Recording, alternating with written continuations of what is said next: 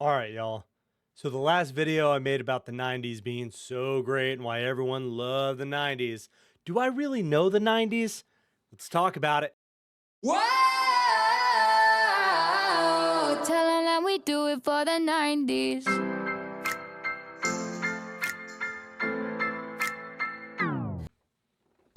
So this video is going to be a treat, you guys. We're going to take a 90s quiz. All right, so here we are. Like I said, 90s quiz. Do I really know the 90s? Now, I found this quiz online, Britannica.com. I'm sure y'all have heard of it. If not, there it is. They have a 90s quiz. I figure let's check it out. Never been through it. 20 questions on here. Time bonus activated, as you can see. Let's see. I can make videos all day about how the 90s were cool and everything. Do I really know the 90s? Here we go. All right, hit start. Appealing to young voters in 1992, then presidential candidate Bill Clinton played what instrument on the Arsenio Hall show? I almost could not pronounce that. Arsenio Hall show. Now, I specifically remember the video to this, and that's saxophone. Boom. Donning black glasses, Arkansas Governor Bill Clinton sat on Arsenio's band and played a rendition of Elvis Presley's Heartbreak Hotel. See, we're going to get some fun facts here, too. Now, I could go a little bit faster to get my time bonus, but I'm good with this. All right. I look tired. I look tried out by millions of people. Which of the following was widely imitated haircut from the sitcom Friends? Obviously, that was the Rachel. The Rachel was huge. Jennifer Aniston, who played Rachel Green, did not care for Rachel, saying it was difficult to maintain and the ugliest haircut I've ever seen. Despite being a 90s cultural phenomenon, Aniston only sported the Rachel for a little more than 2 of Friends' 10 seasons. Wow. That's crazy. So at the end of the day, she just didn't like it at all. But everyone loved it. America loved it. All right, 2 for 2.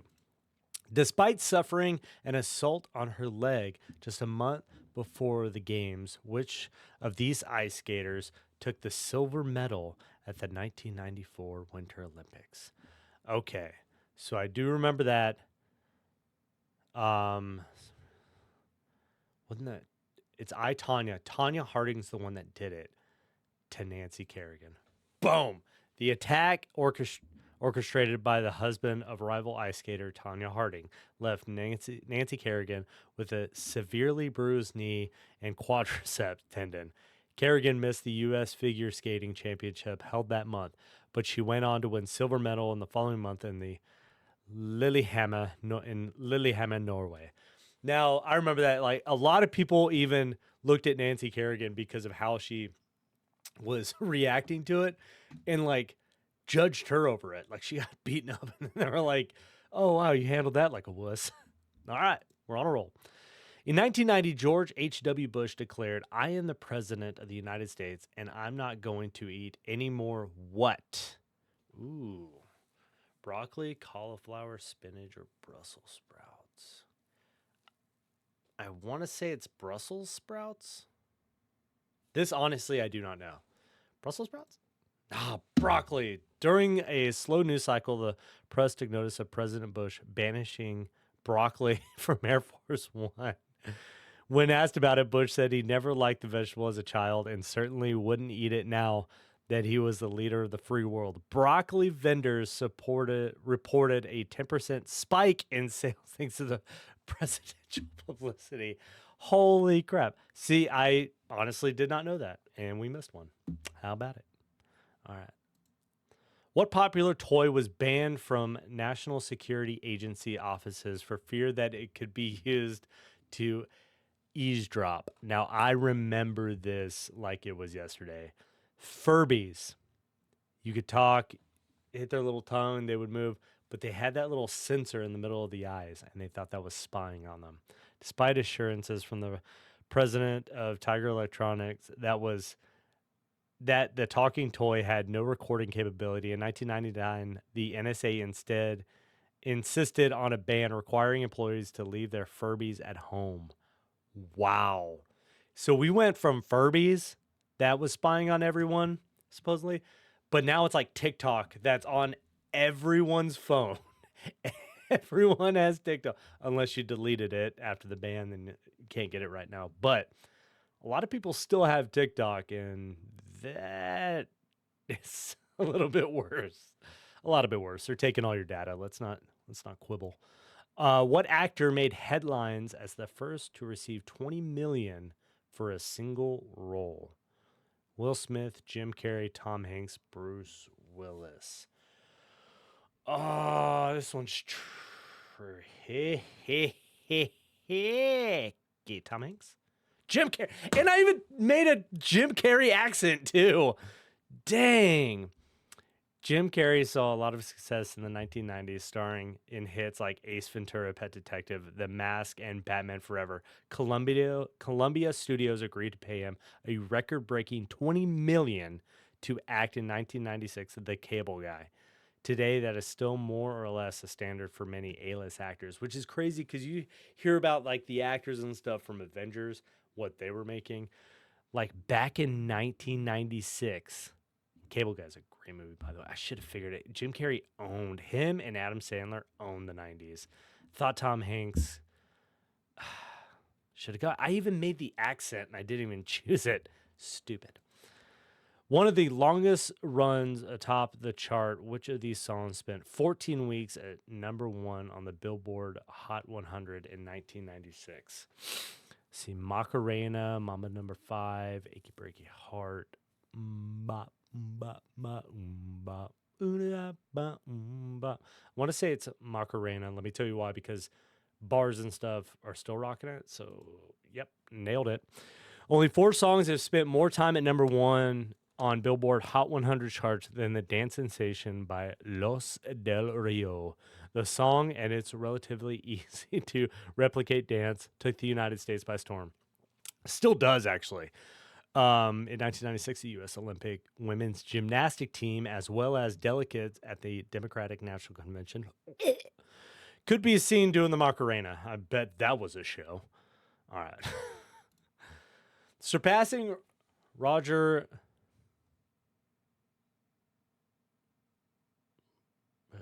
Harris's single season record, Mark McGwire and one other player each hit 62 home runs in 1998. What? Okay, so I remember the race, and it was a heater. That was a good year. Barry Bonds had a solo year. The King of Swing, Sammy Sosa. King of Swing is definitely King Griffey Jr., but Sammy Sosa, I remember that race to this day. Oh, Cal Ripken Jr., what a stud.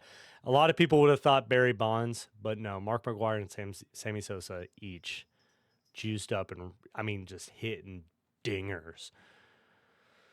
Roger Maris's home run record is from 1961 until 1998 when 2 players, Mark McGwire and Sammy Sosa, were able to topple it. McGwire was the first to hit 62, but then it hit a slump, allowing Sosa to briefly take the lead. McGwire then regained his stride, finishing the season with 70 homers to Sosa's 66. That was a year, y'all.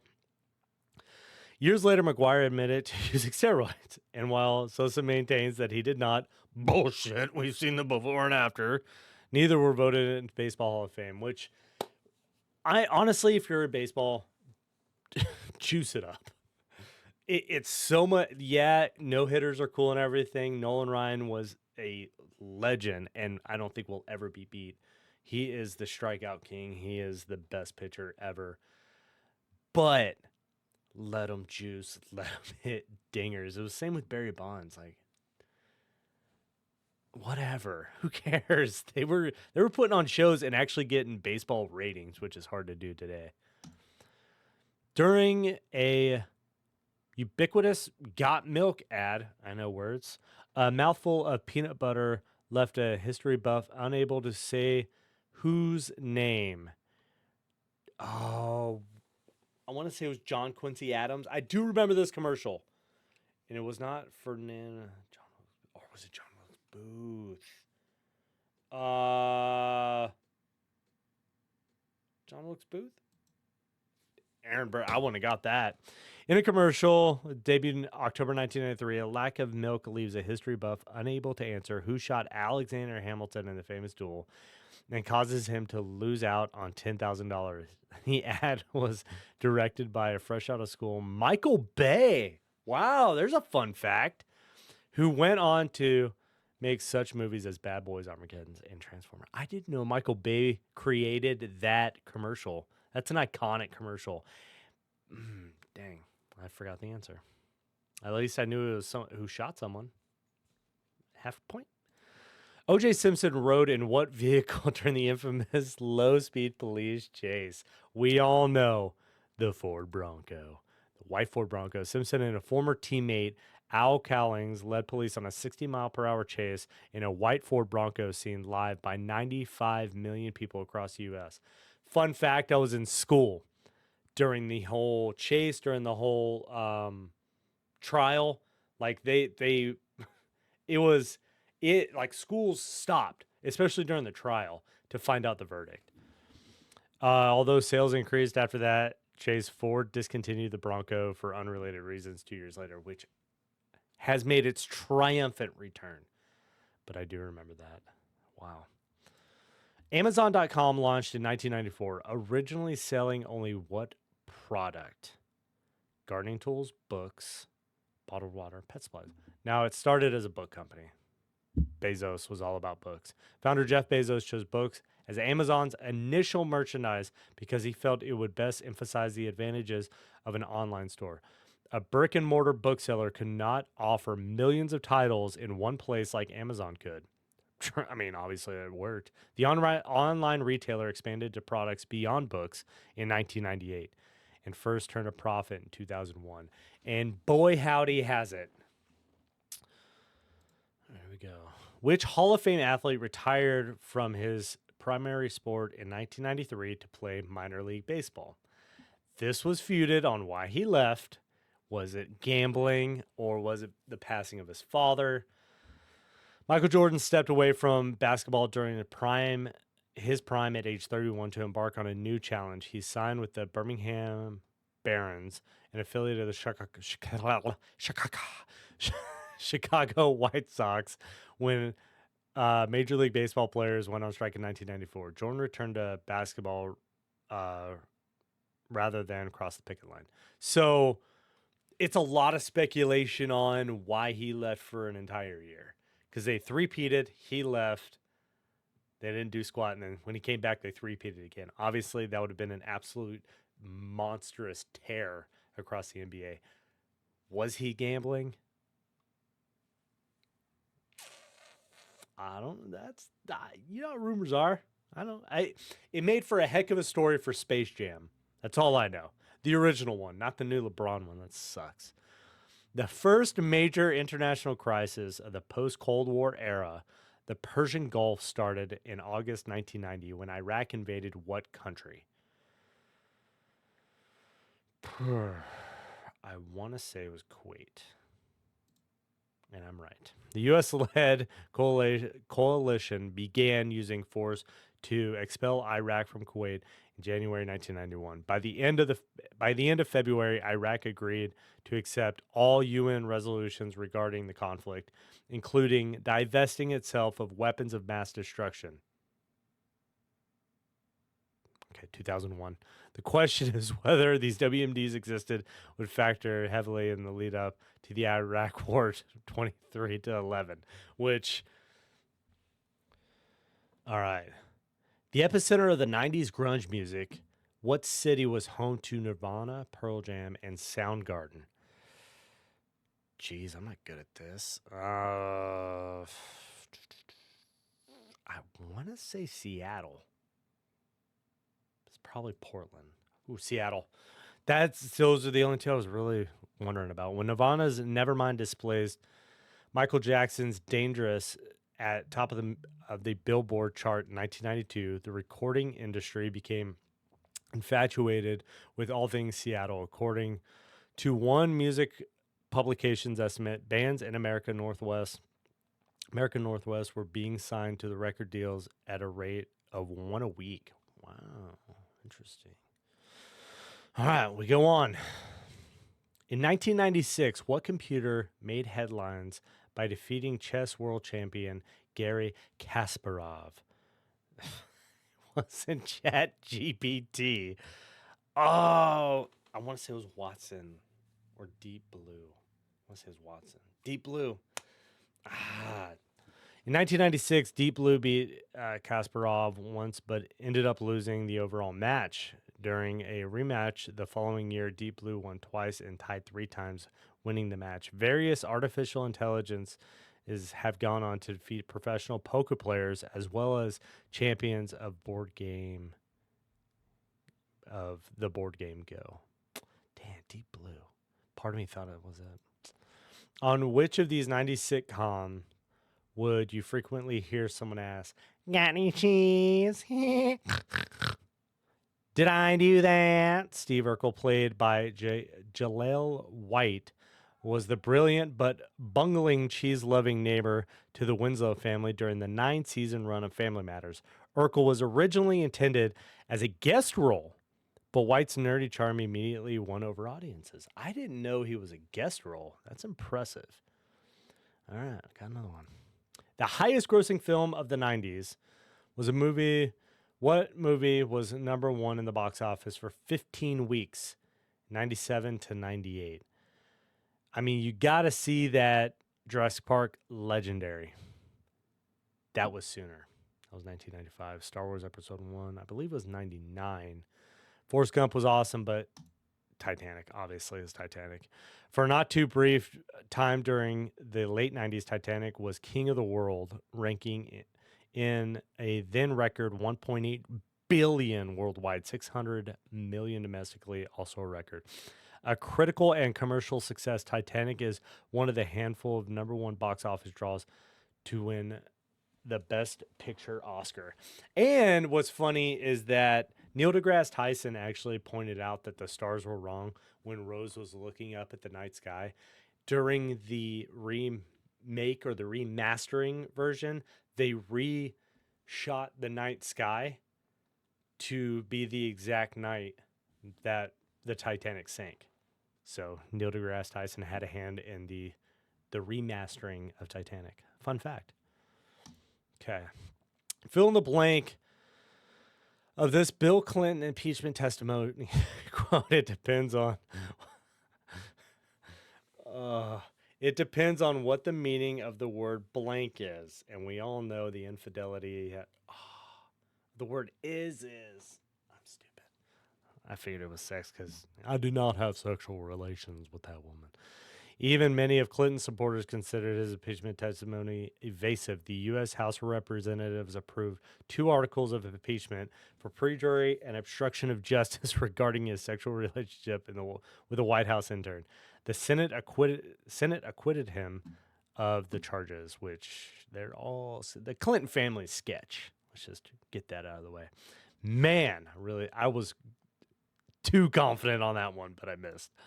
Nicknamed for his ability to keep criminal charges from sticking, what Teflon Don was finally convicted in 1992?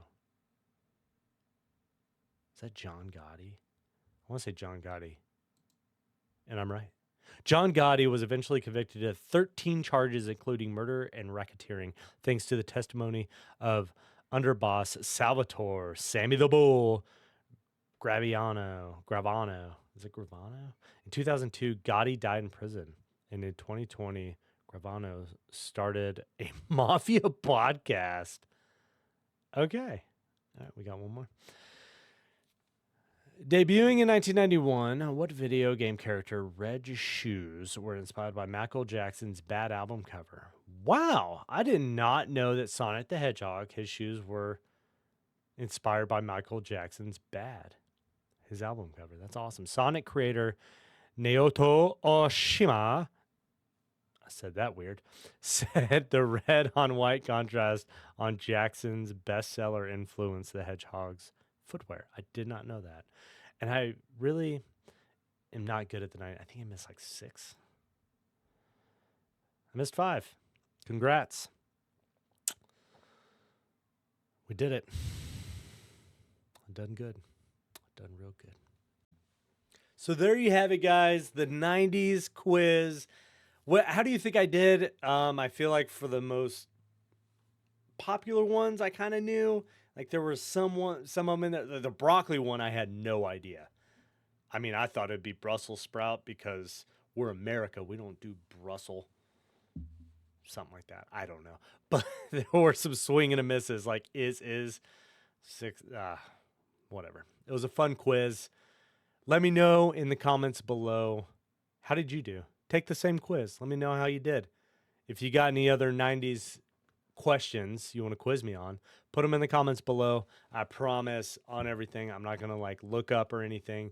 I'll answer directly on the spot once I see the comment, give it an answer, and just I'll be real with y'all. If I don't get it, I don't get it. But yeah, let me know in the comments, how did you do on this quiz? It's over at that 90s quiz at Britannica.com. Go ahead and check it out. Let me know how you do, and we'll see y'all next time for more great 90s content.